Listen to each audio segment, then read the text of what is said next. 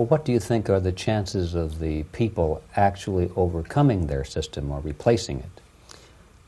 There is a great possibility that system will sooner or later be destroyed from within. There is a self-destructive mechanism built into any socialist or communist or fascist system, because there is lack of feedback, because the system does not rely upon loyalty of population.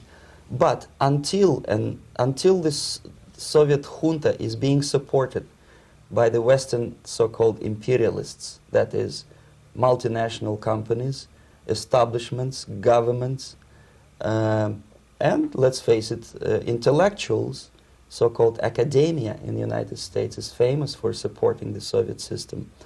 As long as the Soviet junta will keep on receiving credits, money, technology, grain deals, and political recognition from all these traitors of democracy or freedom, there is no hope, there is not much hope for changes in my country, and the system will not collapse by itself simply because it's being nourished by so-called American imperialism. This is the greatest paradox in history of mankind, when capitalist world supports and actively nourishes its own destructor.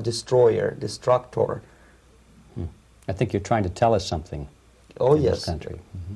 I'm trying to tell you that it has to be stopped unless you want to end up in gulag system and enjoy all the advantages of socialist equality, working for free, catching fleas on your body, sleeping on planks of plywood in Alaska this time, I guess. Mm-hmm. That's where Americans will belong, unless they will wake up, of course, and force their government to stop aiding Soviet fascism.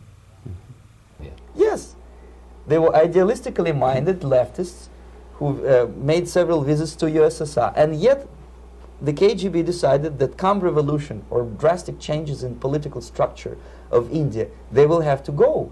Why is that? Because they know too much. Simply because, you see, the useful idiots, the leftists who are idealistically believing in the beauty of Soviet socialist or communist or whatever system, when they get disillusioned, they become the worst enemies. That's why my KGB instructors specifically made the point, never bother with leftists. Forget about these political prostitutes. Aim higher. This was my instruction. Try to get into large circulation, established conservative media. Rich, filthy rich movie makers, intellectuals, so-called academic circles. Cynical, egocentric people who can look into your eyes with angelic expression and tell you a lie. These are the most recruitable people, people who lack moral principles, who are either too greedy or too suffer from self-importance. They feel that they matter a lot. These are the people who KGB wanted very much to recruit. But to eliminate the others, to execute the others, don't they serve some purpose? Wouldn't they be the ones they rely on? They serve purpose only at the stage of destabilization of a nation. For example, your leftists in the United States, all these professors and all these beautiful civil rights defenders, they are instrumental in the process of the subversion only to destabilize the nation.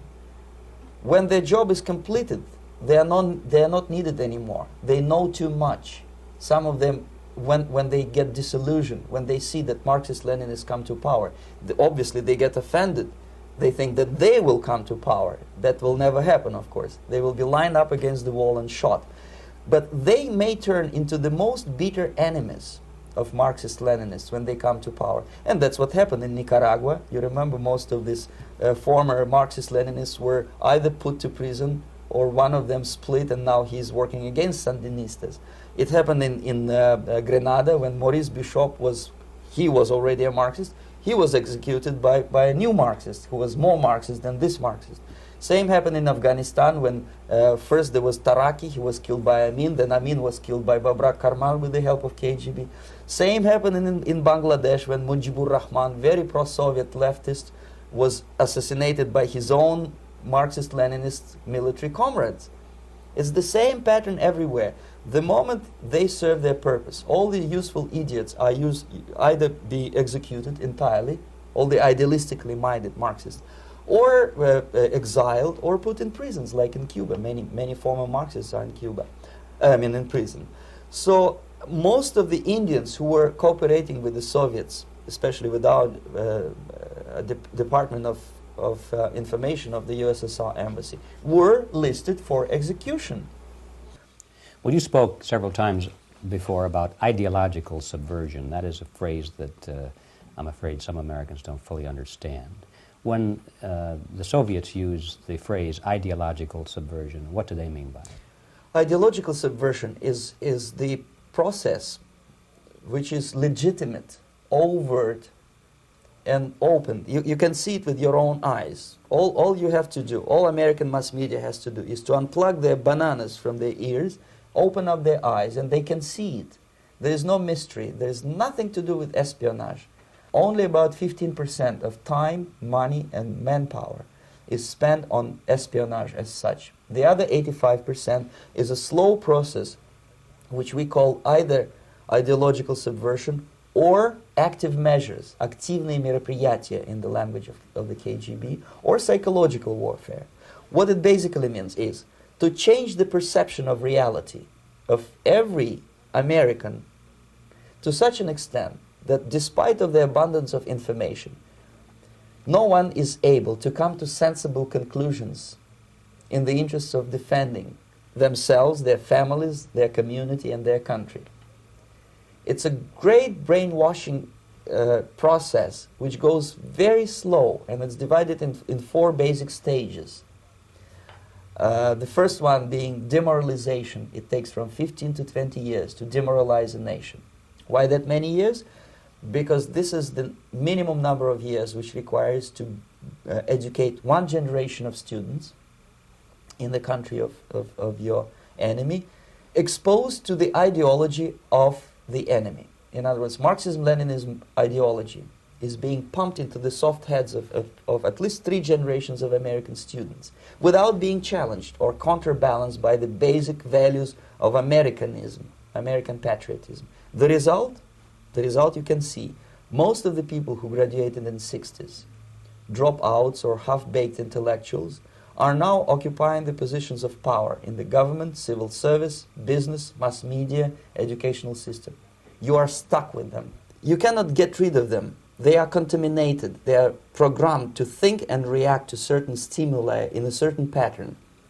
You cannot change their mind, even if you expose them to authentic information, even if you prove that white is white and black is black. You still cannot change the basic perception and the logic of behavior. In other words, these people, the process of demoralization is complete and irreversible. To get rid society of these people, you need another 20 or 15 years to educate a new generation of patriotically minded and common sense people who would be acting in favor and in the interests of the United States society. And yet these people who've been programmed and, as you say, in place and who are favorable to an opening with the Soviet concept, these are the very people who would be marked for extermination in this country? Most of them, yes. Simply because the psychological shock when they will see in future what the beautiful society of equality and social justice means in practice, obviously they will revolt. They will be very unhappy, frustrated people. And the Marxist-Leninist regime does not tolerate these people. Obviously they will join the links of dissenters, dissidents. Unlike in present United States, there will be no place for dissent in future Marxist-Leninist America. Here you can get popular like Daniel Ellsberg and filthy rich like Jane Fonda for being dissident, for criticizing your Pentagon. In future, these people will be simply squashed like cockroaches. Nobody is going to pay them nothing for their beautiful, noble ideas of equality. This they don't understand, and it will be greatest shock for them, of course. The demoralization process in the United States is basically completed already. for the last 25 years.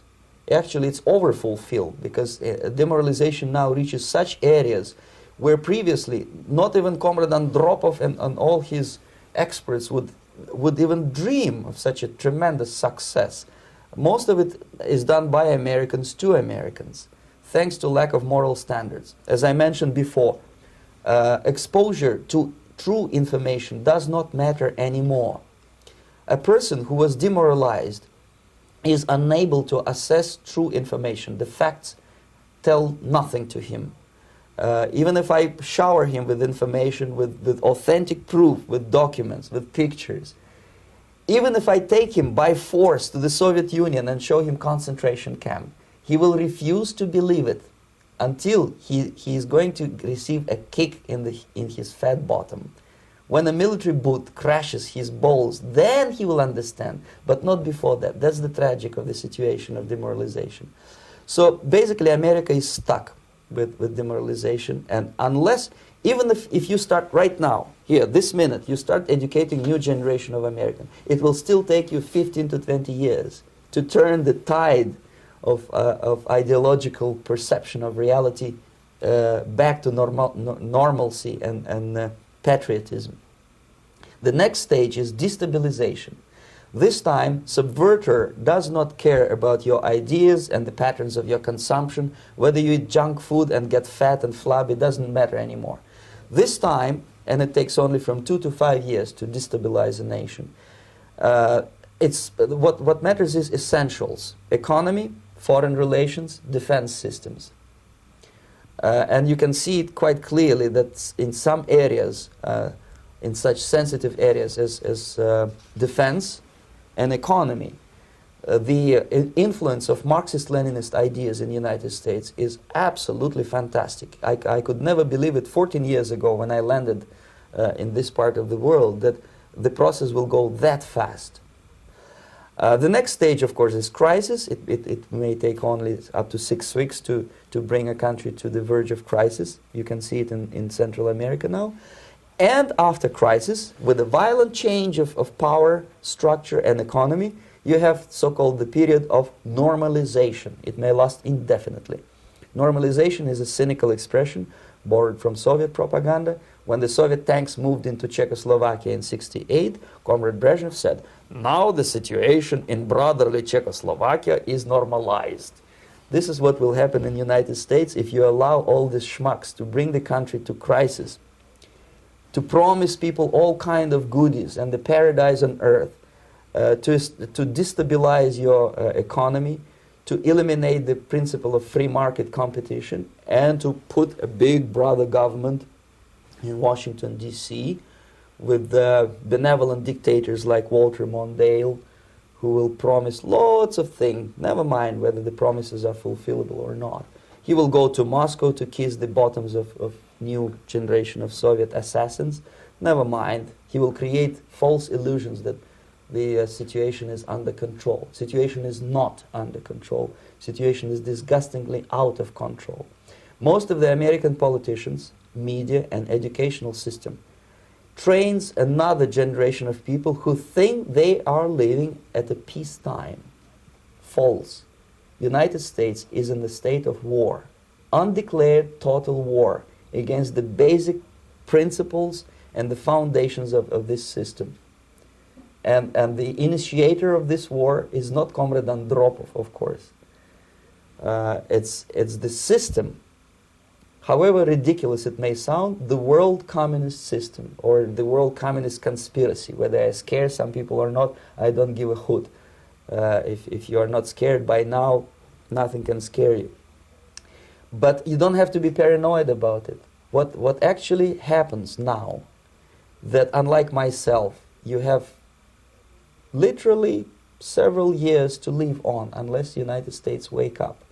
The time bomb is ticking. With every second, the disaster is coming closer and closer. Unlike myself, you will have nowhere to defect to, unless you want to live in Antarctica with penguins. This is it. This is the last country of freedom and possibility. Okay, so what do we do? What is your recommendation to the American people? Well, The immediate thing that comes to my mind is, of course, there must be a very strong national effort to educate people in the spirit of real patriotism, number one. Number two, to explain them the real danger of socialist, communist, whatever, welfare state, big brother government. If people will fail to grasp the impending danger of that development, nothing ever can help United States. You may kiss goodbye to your freedom, including freedoms to homosexuals, to prison inmate. All this freedom will vanish, evaporate in 5 seconds, including your precious lives.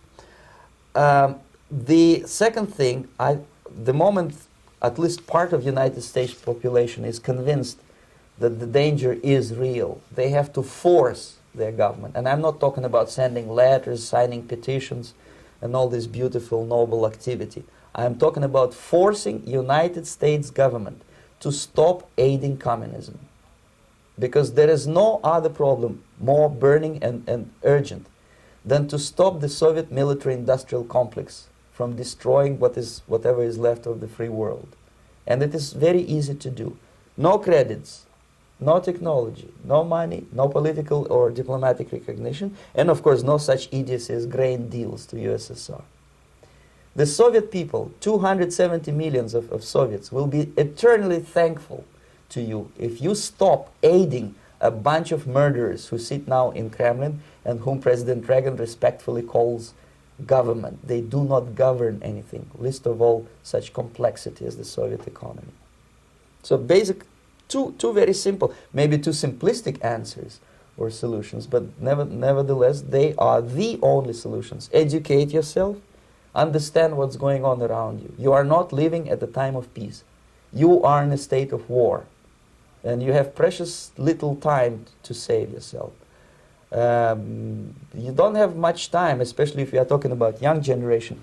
There's not much time left for convulsions and sexual masturbation to the beautiful disco music. Very soon it will go, just overnight. If we are talking about capitalists or wealthy businessmen, I think they are selling the rope on which they will hang very soon. If they don't stop, if they cannot curb their unsettled desire for profit, and if they keep on trading with the monster of the Soviet communism, they are going to hang very soon. And they will pray to be killed, but unfortunately they will be sent to Alaska probably to manage industry of slaves. It's simplistic. I know it sounds unpleasant. I know Americans don't like to listen to things which are unpleasant. But I have defected not to tell you the stories about such idiocy as microfilm, James Bond type espionage. This is garbage. You don't need any espionage anymore. I have come to talk about survival. It's a question of survival of this system. You may ask me, what is it in for me? Survival, obviously, because as I said, I am now in your boat. If we sing together, we'll sing beautifully together. There is no other place on this planet to defect to.